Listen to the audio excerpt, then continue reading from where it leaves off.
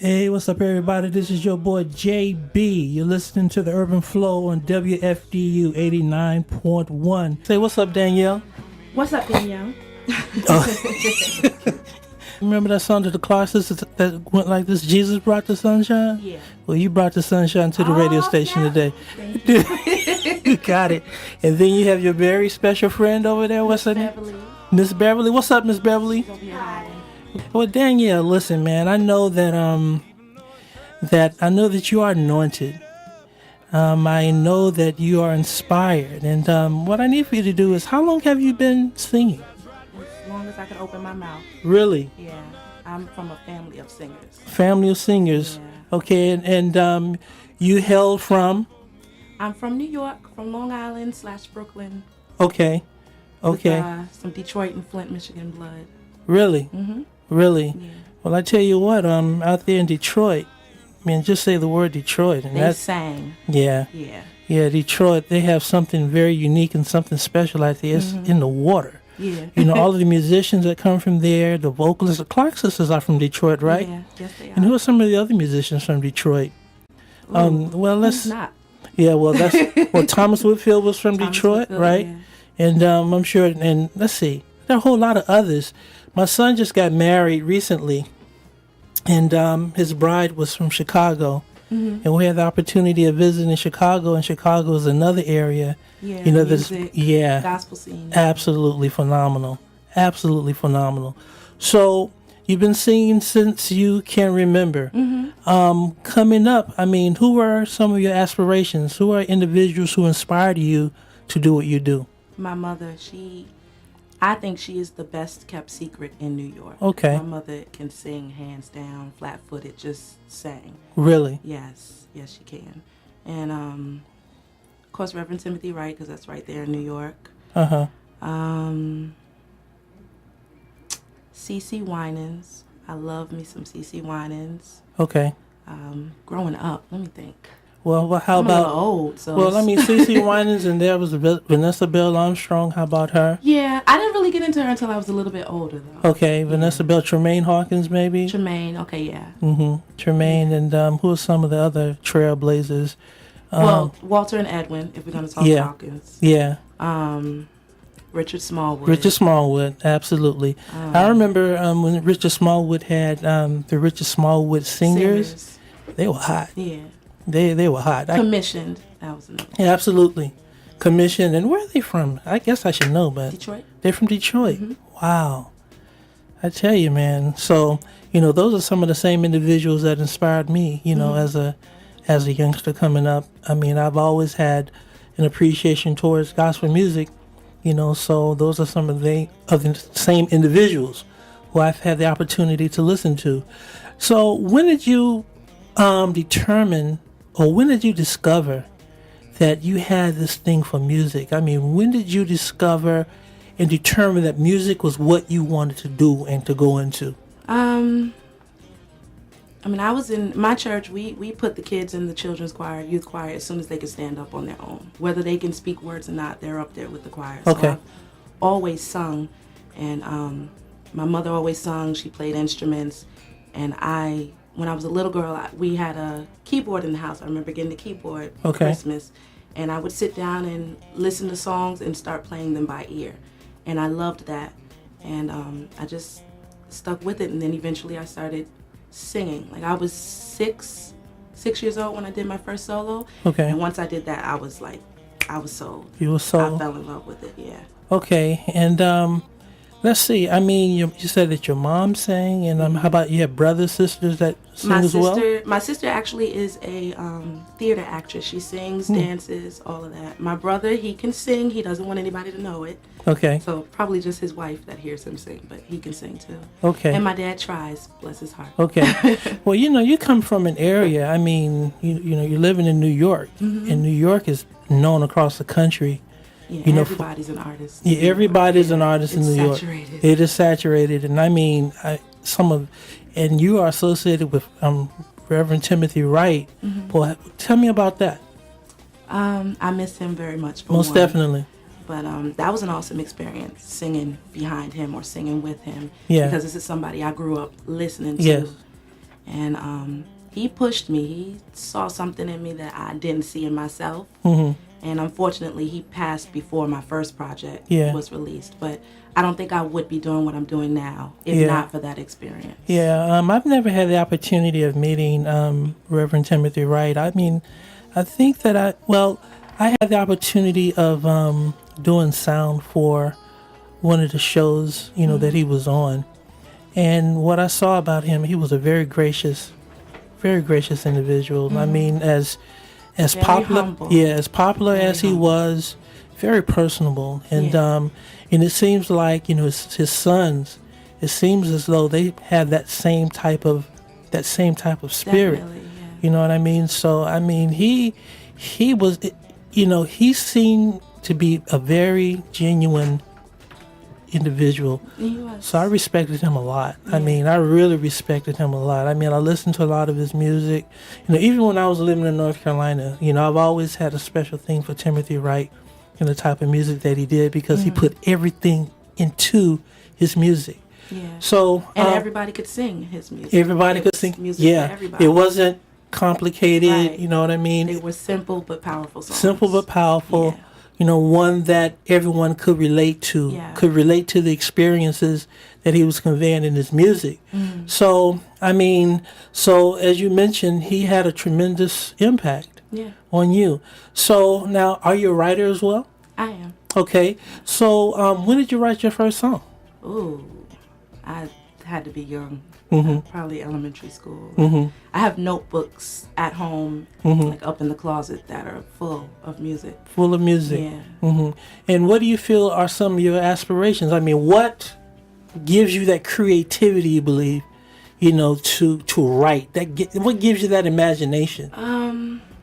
When I was younger, it was just, you don't know any better. So back then, it's like, okay, do these words rhyme? And, that kind of thing. Exactly. But like now, as I've grown older, it's going through certain experiences. Like I'm not one of those people who can sit down and say, okay, I'm going to have a writing session. I'm going to write today.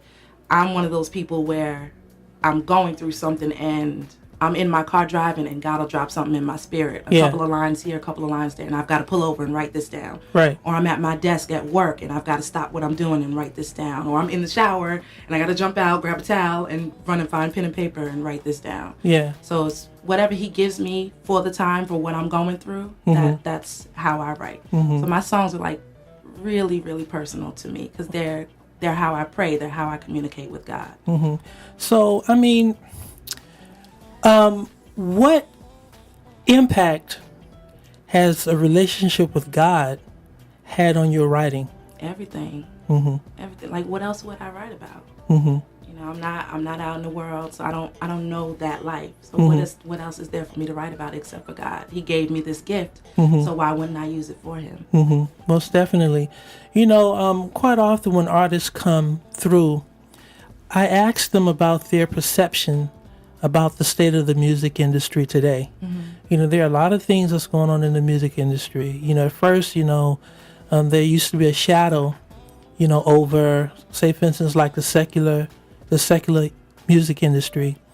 But I don't know, it may seem to me like there may be some sort of a shadow in the gospel music industry. Maybe it's just my perception that's a little jaded, you know what I mean? So what are your thoughts about that? I think a lot of it, I understand it is a business. Yeah. But at the end of the day, also, it's ministry, and I think a lot of us have forgotten the ministry part of it. Okay.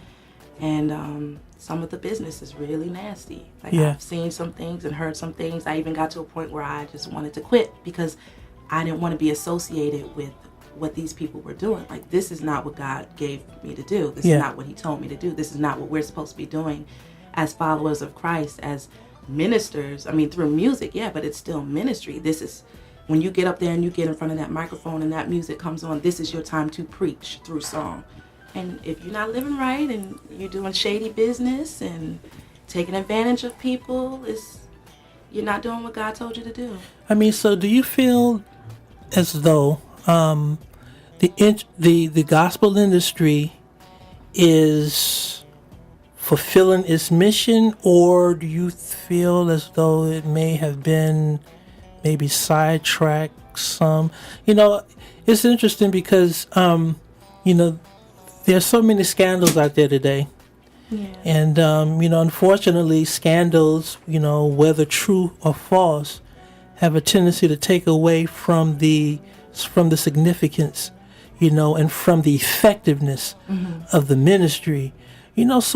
So what would you say about that? I mean, there's a lot. Yeah. And I'm not gonna convey, what those type of issues are, but there is so much that's going on in the industry today, and it kind of makes you wonder, who's really leading out spiritually, in this? Because being students of the Word, we recognize the fact that when Satan was in heaven, he was the chief musician. And, from what I understand, he could sing multiple parts at the same time. And, he was very good at what he did. So, I would hate to think that he has an influence, in he's going to have an influence regardless. Yeah. In any realm, Yeah. But, none of us are perfect. True. We all have our skeletons in the closet. True. But God loves us and he chooses us in spite of that. And then your story could also encourage somebody else who might be in that same situation. True. And I think with the scandals and thing, I think it's because they're in front of people that it's publicized. It's publicized. It's in front of everybody. So this person over here who is very well known might be scandalized for whatever the case, but I could be doing the same thing, but I'm not as well known. Yeah, you're not a public figure. So it's like I can understand, but at the same time, it's hard. It's like, who do you really trust? Exactly. Exactly. There are a lot of artists out there who are deciding to remain independent. I love that. Like this project, this was my baby, my project. Okay. And I didn't have somebody telling me, well, no, you can't do this, and no, this won't sell, and no, this is not what we want for you, because it's an independent label, so I got to make the decisions. Whatever God told me, and I'll bring it to the boss and whatever, we talk about it, but at the end of the day, it was your decision. My decision, yeah. And I love that freedom. I don't want to be put in a box. I don't want to be, on puppet strings, because then you're restrained on everything. That's not for me. That is not for me. Well, okay, now, there's a lot, that has been going on in society today. It seems like there are issues and challenges that we face that we thought, was kind of like we passed that point. But we're finding that there are so many challenges, and just like underwriting feelings and emotions have seemed to manifest itself, especially with this being in a political season, that we're in. And of course you have your candidates and so on and so forth. But do you feel as though the gospel artist has a responsibility in certain terms in speaking to the injustices that are happening in society today? I think we all do. Okay. Whether you're a gospel artist or not. Because it's them one day, it could be you the next day. It doesn't take much. One thing for one person not to like about you, and you could be gone. Yeah. So we all have to speak up.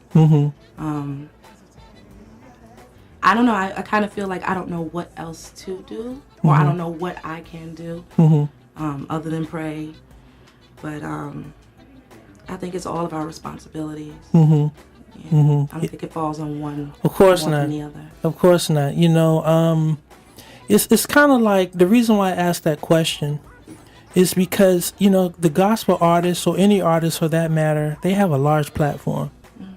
And there are a lot of individuals who look up to these people, whether they should be considered as role models or not. Who am I to say, But I've always felt as though, artists, as well as producers, musicians, everyone who has a stage or platform really should have exactly. They should have a certain type of responsibility, at least to stand up for that which is right. That's why with this young football player, I believe, Kaepernick. Kaepernick. What he has done, whether one chooses to agree with it, or not to agree with it.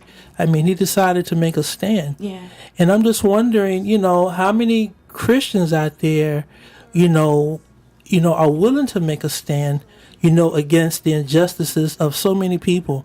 I'm not really talking about a white thing or a black thing. I love everybody, whether they white, black, whatever. So it's like injustices towards any particular person. Yeah. I mean, at what point do we stand? And I was asking myself that question, at what point, do we say enough is enough? And at what point am I willing to stand up and say and speak against those things, that are wrong? What are your thoughts about that? I think we have been saying enough is enough. And I just think that we are purposely not being heard. Okay. I don't think it's going to get any better, unfortunately, the times that we're living in. But I like these riots and things that go on after these shootings that happen. I mean, people riot when they're not heard. We've done the peaceful thing. Yeah, we've exactly. Marched, we've petitioned our congressmen. We've written letters. We've done X, Y, and Z. We've done A, B, and C. Everything that you're telling us we need to do in order to change, in order to bring about change. But you're not hearing us. Nothing's happening. Yeah. It's just getting worse. It's getting worse. So it's like, okay, now what? Now what? What do you want us to do? Yeah. So, the reason why I bring that up is because, it's like being a student of the Word. We recognize the fact that we're living in the last days. Oh, definitely. We recognize the fact that the person, that God, Jesus, who we serve, we recognize the fact that he's coming again. So with that in mind, as an artist, what type of urgency does that put on you in order to write music that communicates that? You want to be able to reach, I know for me, I want to be able to reach a new Christian, a seasoned Christian, the person who might not know Christ just yet. So I want to be able to reach those people and have music that really make them think about, okay, what am I doing? So that when it's my time, he's saying, servant, well done. Exactly. You've written 2 songs. One is entitled Overflow. And you also wrote a song entitled Good. No, I didn't write Good. You didn't write Good. No. Okay, so let's start with Overflow. What was the inspiration of Overflow? I just wanted more of God. Like, I felt like I was in a place where I just couldn't get enough. I just needed more of him. I wanted him to take over some of the areas in my life. And we all do this. There are some areas in our lives that we hold on to. And, we're too scared to just shed it off and give it to him completely. Yeah. And I had gotten to a point where I'm like, okay, Lord, it's yours. It's totally yours. Just take over. Fill me up. I don't want there to be any room for me left, for me to mess up, for me to get in the way. Just you fill me up completely. And that's where Overflow came from. Okay, well, I tell you what, it's a beautiful song. And what we want to do is we want to play Overflow to our listening audience out there. And to everyone, I present to you Overflow. Overflow. It's just a simple worship song. Fill us up tonight. Let your glory fall, your and your presence fill the room until my heart overflows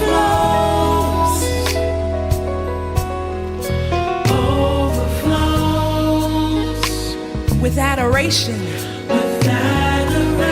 and all praises.